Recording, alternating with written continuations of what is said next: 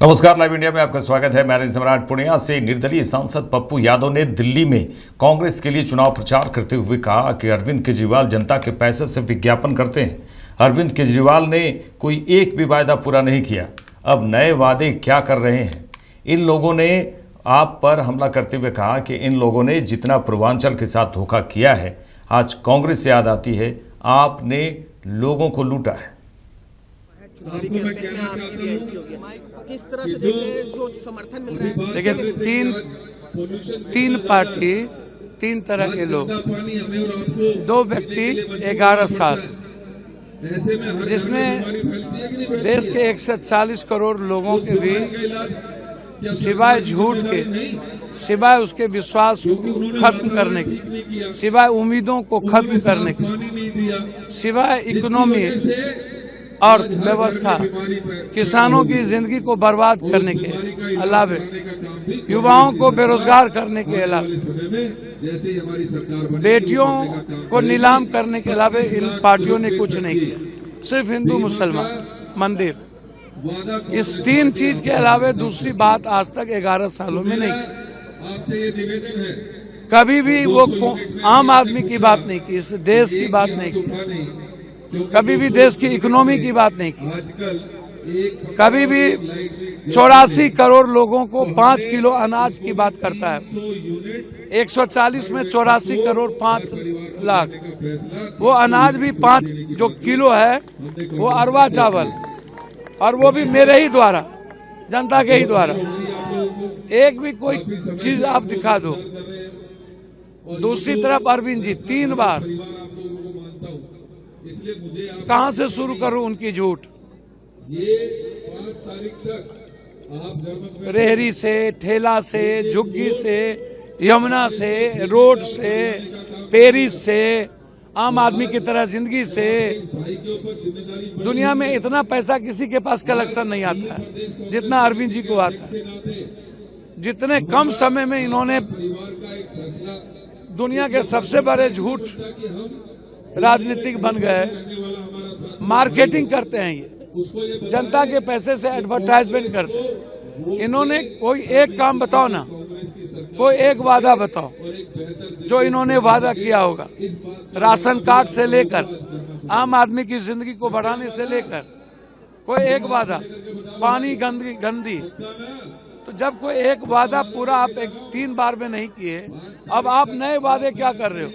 जब बीजेपी वाले ने अपने प्रदेश में कोई वादा पूरा नहीं किया, जब 11 सालों में इतने ताकतवर पीएम, जब एक भी मुद्दे, एक भी वादे पूरे नहीं किए, तो आप क्या करोगे। कांग्रेस को याद करो। शीश महल एक मुद्दा रहेगा यहाँ पर कि शीश महल और एक्साइज को एक से एक बोतल फ्री शराब की। बिहार में तो शराब बंदी है भैया, मैं वही बात तो कह रहा हूँ। ये बिहार और पूर्वांचल को यही तो समझते हैं, गंदे नाली का कीड़ा समझते हैं। बीजेपी और आम आदमी पार्टी इस्तेमाल करते हैं। कोरोना में हमें भगा दिया, कोरोना में हमें लात मार दिया, कोरोना में हमारे घर को बंद कर दिया, हमें मजबूर कर दिया पैदल जाने के लिए, हमें भूखे भगा दिया, पेट पर लात मार दिए, रेल बंद कर दिए, हमें जाने के लिए बस तक नहीं दिए। जितना पूर्वांचल के साथ इन लोगों ने धोखा किया है ना, और दिल्ली के प्रदेश के गरीबों के साथ, आज याद आता है कांग्रेस, आज याद आती है शीला दीक्षित, आज याद आता है कांग्रेस के हर किए हुए गरीबों के वो वादे। इंदिरा गांधी जी, राजीव गांधी जी, याद आता है राहुल गांधी का वो संघर्ष। इससे लोगों के भीतर कांग्रेस के किए हुए जो वादे हैं वो याद आते हैं। देवेंद्र यादव ने जो सेवा किया है ना, 10 साल रह के आम आदमी की आवाज बने। उनके पिताजी ने ये झुग्गी बसाई, लेकिन जो आम आदमी पार्टी है उसने लूटा। एक बार भी आम आदमी पार्टी आम लोगों की विधायक नहीं बन पाए। तो इसीलिए आज देवेंद्र यादव जी को, कांग्रेस पार्टी को लोग चाहते हैं कि वो तरक्की करे, वो आगे बढ़े। कांग्रेस ही इस दिल्ली को फिर एक बार दुनिया की ऊंचाई की ओर ले जा सकती है। चलिए आगे बढ़ेंगे। दिल्ली की सीएम अतिशी ने कहा है कि बीजेपी उम्मीदवार रमेश बिधूड़ी, उनके कार्यकर्ता और भतीजे आज चुनाव नहीं लड़ रहे हैं, वे पूरे इलाके में सिर्फ गुंडागर्दी फैला रहे हैं।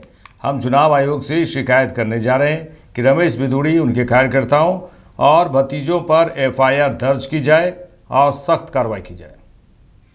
विधानसभा के हर इलाके में भारतीय जनता पार्टी के कार्यकर्ता और कई लोग जो कहते हैं हम रमेश बिधूड़ी जी के भतीजे हैं, आम आदमी पार्टी कार्यकर्ताओं को डरा रहे हैं, धमका रहे हैं, उनका कॉलर पकड़ रहे हैं, उनका पार्टी का प्रचार का सामान लेके छीन रहे हैं, जला रहे हैं।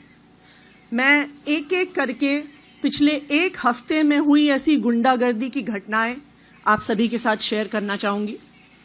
15 फरवरी को गिरिनगर इलाके में आम आदमी पार्टी के वार्ड अध्यक्ष अरुण चौहान जी और हमारी महिला विंग की टीम डोर टू डोर कर रही थी।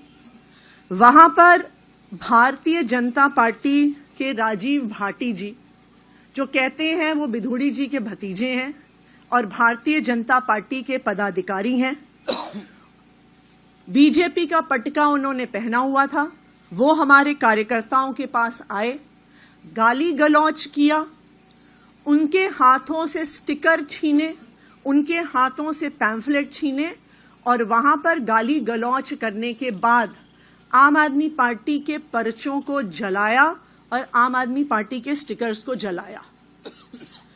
19 जनवरी 2025 गोविंदपुरी गली नंबर 3 में दीपा सिंह जी नाम की आम आदमी पार्टी की एक कार्यकर्ता हैं। उनको रात को 11:40 पर रमेश बिधूड़ी जी का व्हाट्सएप पर कॉल आया 9811039678 फोन नंबर से। रमेश बिधूड़ी जी ने दीपा जी को कहा कि तुम पहले भारतीय जनता पार्टी में होती थी कई साल पहले, तो वापस आ जाओ। जब उन्होंने मना किया और कहा कि हम तो अब आम आदमी पार्टी में हैं, आतिशी जी के साथ हैं, तो बिधूड़ी जी ने कहा ये आतंकवादियों की पार्टी है, 8 तारीख के बाद आतिशी जेल जाएगी, उसको अंदर करवाऊंगा और साथ में तू मेरे साथ बाहर नहीं निकली तो तुझे भी अंदर करवाऊंगा 8 तारीख के बाद। ये रमेश बिधूड़ी जी ने खुद फोन करके आम आदमी पार्टी की एक महिला कार्यकर्ता को धमकी दी। 19 तारीख को ही गोविंदपुरी गली नंबर 5 में हमारे एक कार्यकर्ता का रिश्तेदार अंकित गुप्ता दिल्ली के बाहर से आया हुआ था, डोर टू डोर प्रचार कर रहा था। भारतीय जनता पार्टी के कार्यकर्ताओं ने उसका पटका छीना, उसको थप्पड़ मारा और जो पर्चे उसके हाथ में थे उनको जला दिया। 20 जनवरी कल नवजीवन कैंप के एफ ब्लॉक में 2 दिन पहले भारतीय जनता पार्टी की टीम, कई बच्चों को उन्होंने लगाया हुआ था स्टिकर्स चिपकाने के लिए, पोस्टर चिपकाने के लिए। जब हमारी एक कार्यकर्ता विजेता कुमारी जी ने इस पे ऑब्जेक्शन किया तो वहीं पर खड़े होके भारतीय जनता पार्टी के कार्यकर्ताओं ने आम आदमी पार्टी की महिला कार्यकर्ता से गाली गलौज करी। कल ये भी 20 तारीख को 1 नंबर गली गोविंदपुरी में, और इसकी कल मैंने शिकायत भी करी इलेक्शन कमीशंस के ऑफिसर से, मनीष बिधूड़ी जी जो कहते हैं कि वो रमेश बिधूड़ी जी के भतीजे हैं, इन्होंने हमारे कार्यकर्ताओं के साथ गाली गलौज किया और कहा घर बैठ जाओ वरना हाथ पैर तोड़ देंगे। 21 तारीख को गिरिनगर में मानव कल्याण कैंप के सामने फिर से इन राजीव भाटी जी ने हमारे एक कार्यकर्ता रोशन चौहान जी को रोका, उनको कहा कि भारतीय जनता पार्टी में आ जाओ। फिर उनको कहा कि रमेश बिधूड़ी जी आपसे फोन पे बात करना चाहते हैं। राजीव भाटी जी ने अपने फोन से रमेश बिधूड़ी जी को फोन लगाया, रोशन चौहान जी से बात करवाई। रमेश बिधूड़ी जी ने उन्हें बोला कि बहुत प्रचार कर रहे हो, बहुत फुर्ती आ गई है तुम्हारे अंदर, कहा कि भारतीय जनता पार्टी में तुम पहले थे, वापस आ जाओ। जब उन्होंने कहा मैं आम आदमी पार्टी के साथ हूं और रहूंगा, तो रमेश बिधूड़ी जी ने उनको कहा कि तुम्हारी बेटी का ग्रेटर कैलाश में घूमते हुए मेरे पास एक वीडियो है, तू घर से बाहर निकला तो तेरी बेटी का वीडियो वायरल कर दूंगा। तो हम साफ साफ देख सकते हैं कि भारतीय जनता पार्टी के प्रत्याशी रमेश बिधूड़ी जी, उनके अलग अलग कार्यकर्ता, उनके भतीजे आज चुनाव नहीं लड़ रहे हैं। आज वो पूरे इलाके में सिर्फ और सिर्फ गुंडागर्दी फैला रहे हैं। आज इन सारे मुद्दों पे हम इलेक्शन कमीशन को कंप्लेंट करने वाले हैं कि रमेश बिधूड़ी जी पर, उनके कार्यकर्ताओं पर, उनके भतीजों पर एफआईआर दर्ज की जाए और सख्त से सख्त कार्रवाई करी जाए। आगे बढ़ेंगे। आपके राष्ट्रीय संयोजक अरविंद केजरीवाल ने कहा है कि जिस तरह से बीजेपी गुंडागर्दी और हिंसा फैला रही है, ये घटनाएं सिर्फ उनके क्षेत्र तक सीमित नहीं है। दिल्ली में अलग अलग इलाकों से खबरें आ रही हैं कि बीजेपी गुंडागर्दी कर रही है। जो आतिशी जी ने कहा, ये बेहद बेहद चिंताजनक है। जिस तरह से गुंडागर्दी और हिंसा भारतीय जनता पार्टी फैला रही है, ये जो आतिशी जी ने कहा, ये वारदातें केवल उनकी विधानसभा तक सीमित नहीं है। पूरी दिल्ली के अंदर मेरे पास न जाने कितने हमारे कैंडिडेट्स आ चुके हैं। मेरी अपनी विधानसभा में, राजेंद्र नगर में, इधर उधर कई जगहों पर हमने देखा है और शिकायतें आ रही हैं कि भारतीय जनता पार्टी पूरी तरह से गुंडागर्दी के ऊपर उतरी हुई है। कोई भी पार्टी या कोई भी कैंडिडेट हिंसा क्यों करता है? उसे हिंसा करने की जरूरत क्यों पड़ती है? वो तभी हिंसा करता है जब वो देखता है कि बाकी अन्य अहिंसात्मक तरीके से, शांतिपूर्ण तरीके से उसका जीतना असंभव है। जब उसके पास कोई नैरेटिव नहीं होता, जब जनता उसके साथ नहीं होती, जब जनता उसकी बात नहीं सुन रही होती, तब वो फिर हिंसा पे उतारू होके येन केन प्रकारेन वो चुनाव जीतने की कोशिश करता है। आज दिल्ली में भारतीय जनता पार्टी की यही हालत है। पूरी दिल्ली में भारतीय जनता पार्टी अपनी ऐतिहासिक हार की तरफ धीरे धीरे, या मैं कहूँ तेजी से बढ़ती जा रही है। ये हार ऐसी होने वाली है भारतीय जनता पार्टी की, शायद भारतीय इतिहास के अंदर लिखा जाएगा कि एक पार्टी थी जो इतनी बुरी तरह से हारी। उसकी वजह से अब इसकी कमान अमित शाह जी ने संभाल ली है केंद्र में, और पूरी दिल्ली पुलिस को कानून व्यवस्था से विड्रॉ कर दिया गया है। और पूरी दिल्ली पुलिस को विड्रॉ करके उनको केवल और केवल भारतीय जनता पार्टी के चुनाव प्रचार में करने में, पूरी दिल्ली पुलिस अब भारतीय जनता पार्टी का चुनाव प्रचार कर रही है। और चुनाव प्रचार कैसे कर रही है? भारतीय जनता पार्टी के गुंडों को गुंडागर्दी करने में संरक्षण देते हैं या फैसिलिटेट करते हैं, पार्टिसिपेट।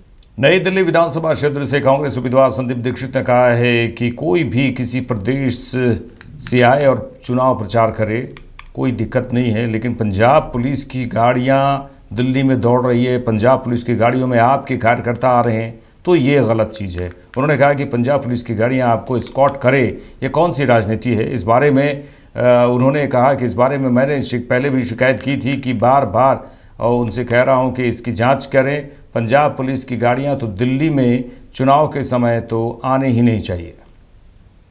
क्या इशू आपने नोटिस किया? ये देखिए, ऐसा है, कोई भी किसी प्रदेश से आए कैंपेन करे, कोई दिक्कत नहीं, लोकतंत्र में होता है। लेकिन अगर आप सरकारी तंत्र का इस्तेमाल करें, अभी मेरे पास एक, मैंने फोटो भी हमारे एसएचओ को भेजी थी, एक क्लस्टर्स में पंजाब पुलिस की गाड़ियां आई हुई हैं, उसमें कार्यकर्ता आ रहे हैं आम आदमी के, वो गलत है। आप कर्नाटक से भी आ सकते हैं, आप अंडमान से भी आ सकते हैं, आप बंगाल से भी आ सकते हैं, पंजाब से आ सकते हैं, कहीं से आ सकते हैं। हमारे पास भी हमारे मित्र लोग आए हुए हैं बाहर से जो मदद कर रहे हैं। लेकिन केवल और केवल बाहर के लोग कैंपेन करें, वहां से करें जहां आपकी सरकारें हैं, और सरकारी तंत्र का दुरुपयोग करें, आप पंजाब पुलिस की गाड़ियां आपको एस्कॉर्ट करें, ये कौन सी राजनीति है भाई? यहां तो बिल्कुल अलाउड नहीं है, ये तो दुरुपयोग है सीधे सीधे किसी भी सरकारी तंत्र का। और उसी बारे में मैंने पहले भी कंप्लेंट की थी, फिर भी मैं बार बार कह रहा हूं उनको कि भाई इसकी तहकीकात की जाए।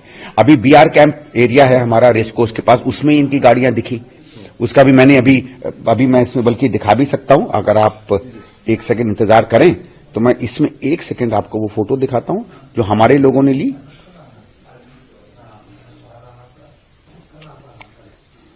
ये है, ये पंजाब पुलिस की गाड़ी है।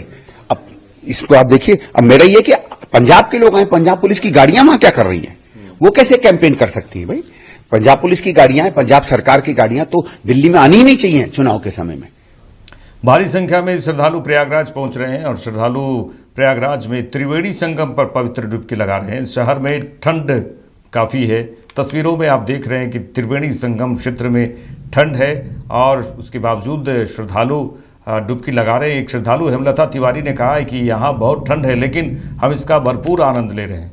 देश भर से श्रद्धालु यहाँ आ रहे हैं और उन्होंने कहा है कि मुझे बहुत खुशी है कि मुझे यह अवसर मिला। एक श्रद्धालु अरुण पांडे ने बताया कि देश के विभिन्न हिस्सों से कई लोग यहाँ एकत्र होकर स्नान कर रहे हैं। सनातन हमें इस ठंड से लड़ने की शक्ति देता है। हम केवल सर्वशक्तिमान के आशीर्वाद से यहाँ आए हैं।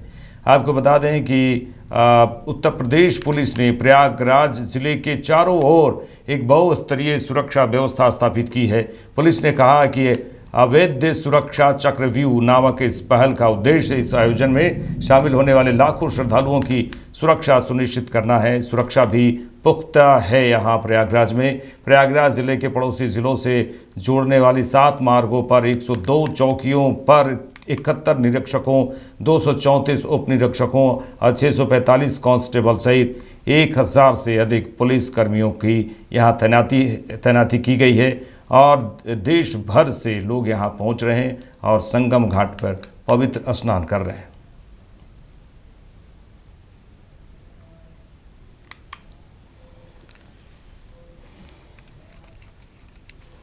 मोतिहारी नगर निगम शहर के विकास और नागरिक सुविधाओं को बेहतर बनाने की दिशा में निरंतर प्रयासरत है। इसी कड़ी में नगर निगम की एक अच्छी और नेक पहल देखने को मिली। महिलाओं की स्वच्छता और सुविधा को ध्यान में रखते हुए मोतिहारी शहर में नगर निगम प्रशासन ने यह कदम उठाया है। नगर निगम के द्वारा महिलाओं के लिए शहर में पिंक टॉयलेट का निर्माण किया जा रहा है। मोतिहारी मेन रोड के पानी टंकी के समीप पिंक टॉयलेट का निर्माण कार्य तेजी से चल रहा है। इस परियोजना की लागत करीब 15 लाख रुपए है। पिंक टॉयलेट के साथ साथ क्षेत्र का सौंदर्यीकरण भी किया जा रहा है। इसके लिए फेवर ब्लॉक लगाए जा रहे हैं और बैठने के लिए बेंच भी स्थापित की जाएगी। वहीं मेयर प्रीति गुप्ता ने निरीक्षण के दौरान कहा कि महिलाओं के लिए पिंक टॉयलेट निर्माण उनकी प्राथमिकताओं में से एक है। उन्होंने याद दिलाया कि चुनाव के दौरान उन्होंने वायदा किया था कि मेयर बनने के बाद महिलाओं की सुविधा के लिए पिंक टॉयलेट का निर्माण कराएंगी। उनके अनुसार महिलाओं की स्वच्छता और सुविधा को ध्यान में रखते हुए यह कदम उठाया गया है। इससे महिलाओं को शहर के विभिन्न हिस्सों में बेहतर स्वच्छता सुविधाएं मिलेंगी। पिंक टॉयलेट का निर्माण कार्य 1 महीने के भीतर पूरा कर लिया जाएगा।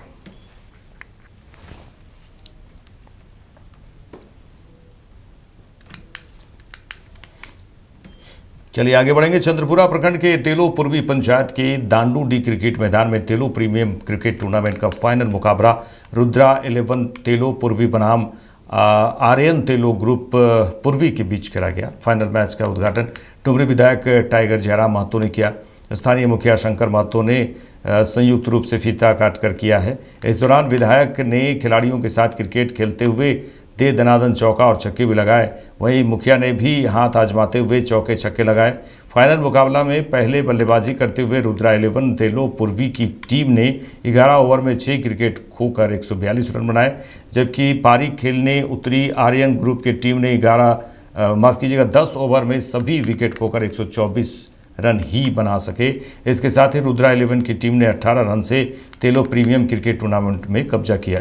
आयोजित प्रतियोगिता में डुमरी विधायक जयराम कुमार महतो ने खिलाड़ियों का मनोबल बढ़ाते हुए कहा कि खेल से शारीरिक विकास के साथ साथ मानसिक विकास भी होता है। तेलो प्रीमियर लीग के फाइनल मैच के विजेता को तेलो पूर्वी पंचायत मुखिया शंकर कुमार महतो, जेएलकेएम के प्रखंड अध्यक्ष विजय वर्मा और पूर्व उप मुखिया आरपी यादव ने 15,000 का चेक के साथ ट्रॉफी प्रदान किया। वहीं उप विजेता टीम को 8,000 और ट्रॉफी प्रदान किया गया।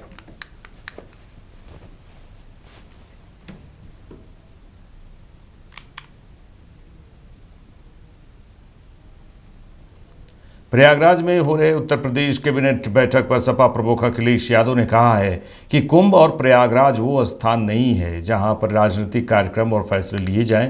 कैबिनेट राजनीतिक है और कुंभ के स्थान पर कैबिनेट बैठक करना राजनीतिक है। और उन्होंने कहा है कि हम में से बहुत से लोग हैं जो गंगा स्नान कराए होंगे और तस्वीर भी नहीं डाली होगी। कुंभ और प्रयागराज वो स्थान नहीं है जहां पर राजनीति और राजनीतिक कार्यक्रम और फैसले लिए जाएं। कैबिनेट ही पॉलिटिकल है सर कल जो ज्वाइंट पार्लियामेंट और कुंभ के स्थान पर कैबिनेट करना ये पॉलिटिकल है और पॉलिटिकल संदेश देना चाहते हैं वो लोग। सर ज्वाइंट पार्लियामेंट्री कमेटी जी कब वहां स्नान करेंगे? समाजवादी पार्टी के लोग मन से और आस्था है उनको, हम में से बहुत सारे लोग हैं जो गंगा स्नान कराए होंगे, उन्होंने तस्वीर भी नहीं डाली होगी, कहीं भी ना आपको बताया होगा। मेरे साथ इस बुलेटिन में इतना ही। देश दुनिया की तमाम खबरों के लिए देखते रहिए लाइव इंडिया। नमस्कार।